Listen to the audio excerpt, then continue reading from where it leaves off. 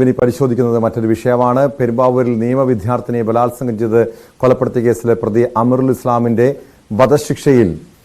വധശിക്ഷ സുപ്രീം കോടതി സ്റ്റേ ചെയ്തിരുന്നു. ഈ വിഷയം ഏറെ ചർച്ചയായിട്ടുണ്ട്. അതിന് പിന്നാലെ ഈ നിയമവിദ്യാർത്ഥിനിയുടെ അമ്മ പ്രതികരണവുമായി രംഗത്തെത്തി. അമീറുൽ ഇസ്ലാമിന്റെ വധശിക്ഷയിൽ ഇളവ് നൽകരുതെന്നാണ് കൊല്ലപ്പെട്ട നിയമവിദ്യാർത്ഥിനിയുടെ അമ്മയുടെ ആവശ്യം. മകളുടെ കൊലപാതകിയുടെ വധശിക്ഷ നടപ്പായി കാണാനാണ് ജീവിക്കുന്നത്. എല്ലാ ഭാഗങ്ങളും പരിശോധിച്ചാണ് വധശിക്ഷ വിധിച്ചത്. ഇനിയും കൂടുതലായി എന്ത് പഠിക്കാനാണെന്ന് അറിയില്ല.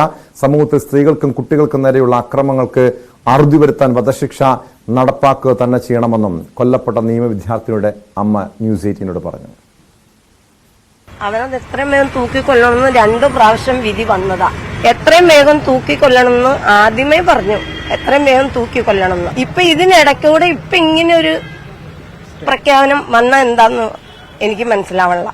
ഇത് പഠിച്ചിട്ടല്ലേ ഈ കേസ് നടത്തിയതും പ്രതി ഇവൻ തന്നെയാണെന്ന് വരുത്തിയിട്ടല്ലേ ഈ പ്രതിനെ തൂക്കിക്കൊല്ലാൻ വിധിച്ചിട്ടത്. പിന്നെ എന്തുകൊണ്ട് ഇവര് വീണ്ടും പഠിക്കട്ടെ എന്ന് പറഞ്ഞിങ്ങനെ വിധി മാറ്റി ഇങ്ങനെ പ്രഖ്യാപിച്ചത് എന്താണെന്നാണ് എനിക്ക് മനസ്സിലാവാത്തത്. അമീറുൽ ഇസ്ലാമിന് ഒരു കാരണവശാലും അവനെ വെറുതെ വിടാൻ പറ്റില്ല. അവനെ തൂക്കിക്കൊല്ലണം എന്ന് തന്നെയാണ് ഞാൻ പറയുന്നത്. അവന് ഒരു ഇളവും കൊടുക്കാൻ പാടില്ല. എനിക്ക് ശിക്ഷ നടപ്പിലാക്കണം. എന്റെ കുഞ്ഞ് തിന്ന വേദന അതിലിരട്ടി അവര് തിന്നണം. അതെനിക്ക് കാണണം. എനിക്ക് വേണ്ടിയല്ല ഞാൻ ജീവിക്കുന്നത്, എന്റെ കുഞ്ഞിന്റെ ആത്മാവിന് വേണ്ടി. അവനെ കൊന്ന് കാണിച്ചു തന്നെ. അതാണ് ഞാൻ കാത്തിരിക്കുന്നത്. ഡാനി ഇപ്പോൾ ചേരുന്നു കൊച്ചിയിൽ നിന്ന് വിവരങ്ങളുമായി. ഡാനി, ഈ ഗോവിന്ദചാമിക്ക് പിന്നാലെ അമീറുൽ ഇസ്ലാമിന്റെ വധശിക്ഷയിലും ഇളവ് ലഭിക്കുമ്പോൾ അത് എന്ത് സന്ദേശമാണ് ഈ പൊതുസമൂഹത്തിന് നൽകുന്നത്? കാരണം നമ്മുടെ നാട്ടിലെ സ്ത്രീകളുടെയും കുട്ടികളുടെയും സുരക്ഷ സംബന്ധിച്ചുള്ള പല ചോദ്യങ്ങളും ഉയരുന്നുണ്ട്. നിരവധി കേസുകളിൽ ഇതുപോലെ തന്നെ സമാനമായ രീതിയിൽ വധശിക്ഷയ്ക്ക് വിധിക്കപ്പെട്ടവരെ പിന്നീട് സുപ്രീം കോടതി ആ ശിക്ഷയിൽ ഇളവ് ലഭിക്കുന്ന ഒരു നടപടികൾ, ഇളവ് നൽകുന്ന നടപടികൾ, അത് വലിയ രീതിയിൽ വിമർശനത്തിനൊക്കെ കാരണമാകുന്നുണ്ട്. പക്ഷെ ഇത് ആരുടെ വീഴ്ചയാണ്? ഏതെങ്കിലും സാങ്കേതികമായിട്ടുള്ള നടപടിയാണോ അതോ നമ്മുടെ സർക്കാരിന്റെ വീഴ്ചയാണോ ഈ അമീറുൽ ഇസ്ലാമിന്റെ വധശിക്ഷയിൽ ഇളവ് നൽകാനുള്ള നടപടി?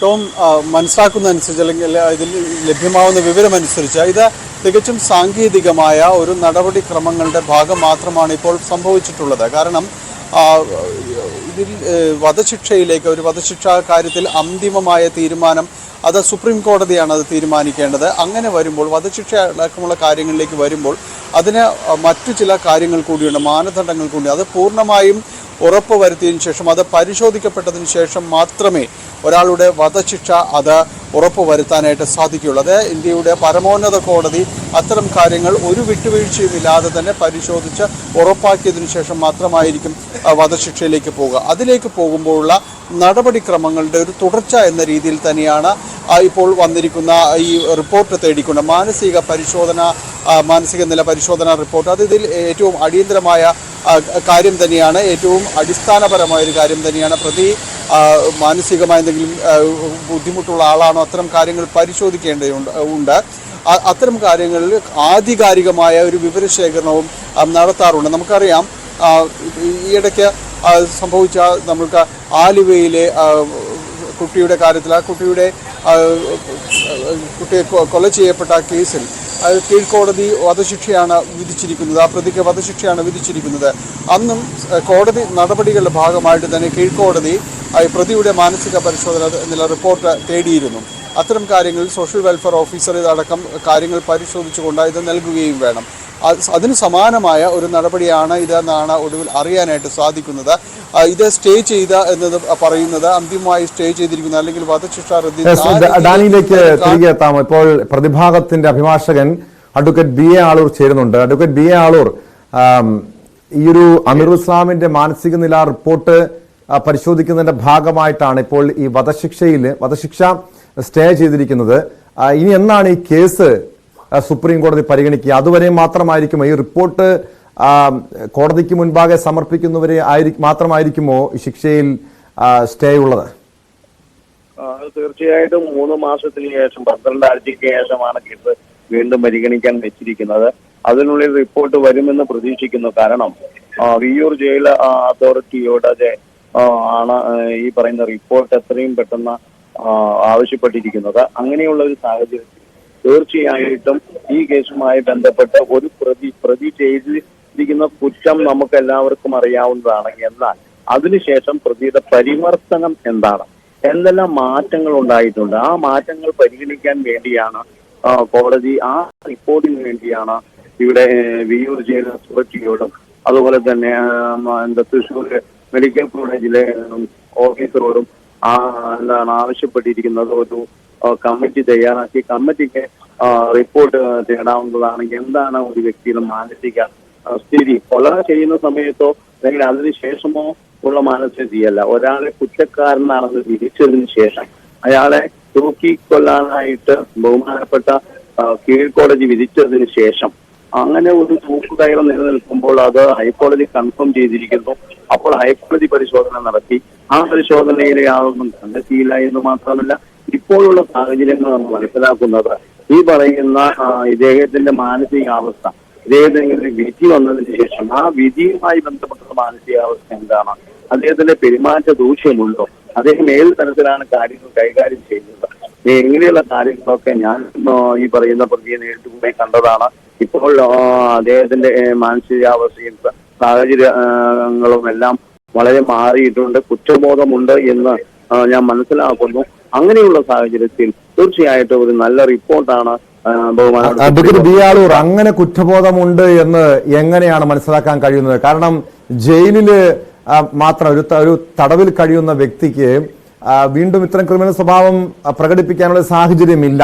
നേരത്തെ ഗോവിന്ദ് ചാമിക്ക് ഉണ്ടായതുപോലെ തന്നെ അമീറുൽ ഇസ്ലാമിനും ഇതുപോലെ വധശിക്ഷയിൽ ഇളവ് ലഭിച്ചു കഴിഞ്ഞാൽ അത് പൊതുസമൂഹത്തിൽ നൽകുന്ന സന്ദേശം തെറ്റല്ലേ? കാരണം നമ്മുടെ നാട്ടിലെ ഈ ആലുവയിലെ 5 വയസ്സുള്ള ഒരു പിഞ്ചു കുഞ്ഞിനെ തട്ടിക്കൊണ്ടുപോയി ക്രൂരമായി കൊലപ്പെടുത്തിയ സംഭവം പോലുമുണ്ട്.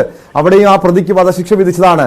അങ്ങനെയെങ്കിൽ ഇതുപോലെ മാനസിക പരിവർത്തനമുണ്ട്, അവർ കുറ്റബോധമുണ്ട് എന്ന് മനസ്സിലാക്കി എല്ലാ പ്രതികളെയും വെറുതെ വിടുകയോ അല്ലെങ്കിൽ വധശിക്ഷയിൽ ഇളവ് നൽകുകയോ ചെയ്തു കഴിഞ്ഞാൽ ഇതുപോലുള്ള കുറ്റകൃത്യങ്ങൾ ചെയ്യുന്നവർക്ക് ഒരു തെറ്റായ സന്ദേശം കൂടിയല്ലേ അഡ്വക്കേറ്റ് ബി എ ആളൂർ ഈ നടപടി?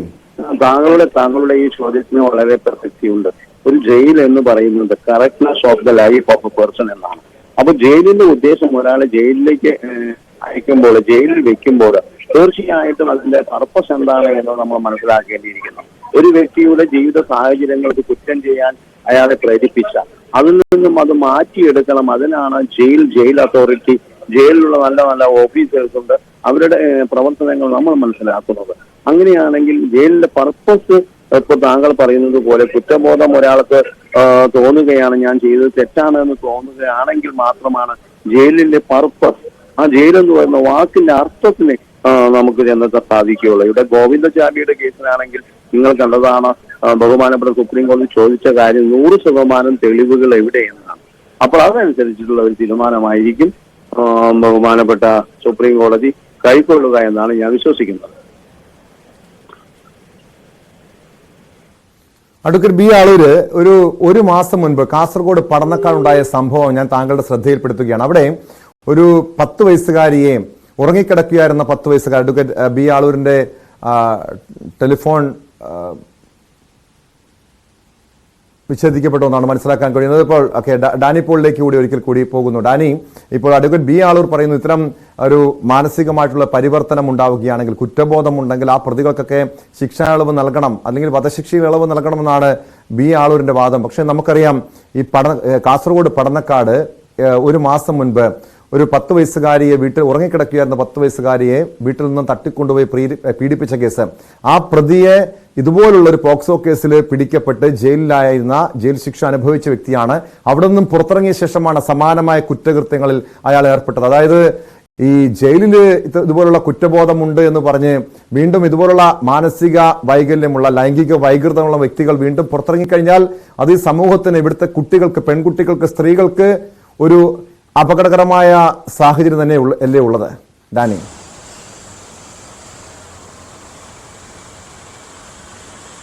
ടോം, ഇത്തരം കേസുകളിൽ മാതൃകാപരമായ ശിക്ഷ ഉറപ്പാക്കിയെങ്കിൽ മാത്രമേ ഇവിടെ ഒരു നീതിന്യായ വ്യവസ്ഥ നിലവിലുണ്ടെന്ന് സാധാരണക്കാരന് കൂടി ഉൾക്കൊള്ളാനും ബോധ്യപ്പെടാനും കഴിയുള്ളൂ. അവരെ അതിനെ ബഹുമാനിച്ചുകൊണ്ട് മുന്നോട്ട് പോകണം. ഇത്തരം കാര്യങ്ങളിലടക്കം കൃത്യമായി തെളിവുകൾ പരിശോധിച്ചുകൊണ്ട് കൃത്യമായ നീതിപീഠത്തിൽ നിന്ന് കൃത്യമായ നടപടികൾ ഉണ്ടാകുകയും അടക്കമുള്ള കാര്യങ്ങളെല്ലാം തന്നെ വേണം. അതൊരു പൊതുവികാരമാണ്. ഒരു പബ്ലിക് സ്റ്റാൻഡിൽ നിന്നുകൊണ്ട് പറയുമ്പോൾ തീർച്ചയായും തന്നെ അത്തരം കാര്യങ്ങൾ കൺസിഡർ ചെയ്ത് തന്നെയായിരിക്കാം കോടതിയും ആ വികാരം ഉൾക്കൊള്ളും എന്ന് തന്നെയായിരിക്കാം എല്ലാവരും തന്നെ പ്രതീക്ഷിക്കപ്പെടുകയും ചെയ്യുന്നത്. കാരണം ഇത്തരം കാര്യങ്ങളിൽ ശിക്ഷ ഉറപ്പുവരുത്തണം. നേരത്തെ പറഞ്ഞ ടോം സൂചിപ്പിച്ച കാസർഗോഡ് ഇതിൽ സംഭവത്തിൽ മാത്രമല്ല, ആലുവയിൽ ആ ചെറിയ പെൺകുട്ടി പീഡിപ്പിച്ചിട്ട് അവൾ കൊല്ലപ്പെടുന്നു. ആ കേസിലും ഇയാൾ ഒരു പോക്സോ കേസിലെ പ്രതിയായിരുന്നു. അതിൽ അയാൾ അവിടെ നിന്ന് മുങ്ങുകയായിരുന്നു എന്നാണ് പിന്നീട് അയാളെക്കുറിച്ച് അന്വേഷിക്കുമ്പോൾ പിന്നീട് മനസ്സിലാകുന്നത്. അതുമാത്രവുമല്ല, ഇത് ഈ അടുത്തയിടെ തന്നെ ആലുവയിൽ മറ്റൊരു ചെറിയ കുട്ടി കൂടി സമാനമായ രീതിയിൽ തന്നെ കടന്നുപോയി. അവൾ ഭാഗ്യത്തിന് രക്ഷപ്പെട്ടു എന്നതാണ്. ആ കേസിലെ പ്രതി തിരുവനന്തപുരം സ്വദേശി നിക്സൺ, അയാളെ പിടികൂടുമ്പോഴും ഇയാളും ഇതേപോലെ തന്നെ മറ്റൊരു കേസിലെ പ്രതിയായിരുന്നു. അങ്ങനെ ഇവർക്കെല്ലാം തന്നെ കൃത്യമായ രീതിയിലുള്ള ഒരു ട്രാക്ക് റെക്കോർഡ് ഈ കാര്യങ്ങളിലുണ്ട് എന്നാണ്. എന്തുകൊണ്ട് അവർ ശിക്ഷിക്കപ്പെടുന്നില്ല? ശിക്ഷിക്കപ്പെട്ടാൽ മാത്രമേ, നേരത്തെ ജിഷയുടെ അമ്മയുടെ വാക്കുകൾ കടമെടുത്താൽ, ഇവിടെ ഒരു പെൺകുട്ടി സ്വസ്ഥമായി സമാധാനത്തോടെ ഉറങ്ങണമെങ്കിൽ ഈ രീതിയിൽ കുറ്റവാളികൾക്ക് ആ ശിക്ഷ ഉറപ്പുവരുത്തുക തന്നെ വേണമെന്നാണ് പൊതുസമൂഹത്തിൻ്റെ ഒരു വിശ്വാസവും പ്രതീക്ഷയുമെല്ലാം. ടോം, വ്യക്തമാണ്. കൊച്ചിയിൽ നിന്ന് ഡാനി പോളാണ് വിവരങ്ങൾ നൽകിയത്. അമീറുൽ ഇസ്ലാമിന്റെ വധശിക്ഷയിൽ ഇളവ് നൽകരുതെന്നാണ് കൊല്ലപ്പെട്ട നിയമവിദ്യാർത്ഥിയുടെ അമ്മയുടെ ആവശ്യം. ഇതേ ആവശ്യം തന്നെയാണ് കേരളത്തിലെ പൊതുസമൂഹവും ഉയർത്തുന്നത്. സ്പോട്ട് ലൈവ് പൂർണ്ണമാകുന്നു. നമസ്കാരം.